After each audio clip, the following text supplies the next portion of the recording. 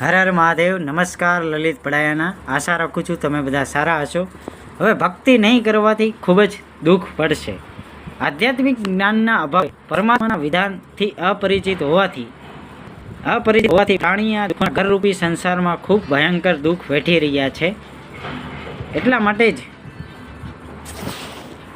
જે વ્યક્તિ જ્યાં સુધી આધ્યાત્મિક જ્ઞાન નથી ત્યાં સુધી તો જીવ માયાના નશામાં પોતાનો ઉદ્દેશ્ય જ ભૂલી જાય છે. આધ્યાત્મિક જ્ઞાનરૂપી ઔષધિનું સેવન કરવાથી જીવનો નશો ઉતરી જાય છે.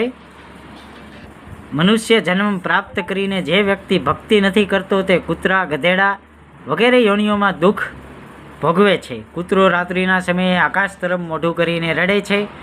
એટલા માટે આ માનવ શરીરમાં મળેલ સમય એકવાર હાથમાંથી નીકળી ગયો અને ભક્તિ ના કરી તો આ સમયને યાદ કરીને રડ્યા કરશો. માટે ભક્તિ કરવી જરૂરી છે, પૈસા કમાવા જરૂરી છે, આધ્યાત્મિક જીવન જીવવું જરૂરી છે, વ્યવહારિક જીવન જીવવું જરૂરી છે અને માતા પિતાની સેવા કરવી જરૂરી છે.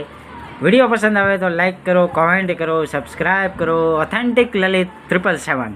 રાધે રાધે.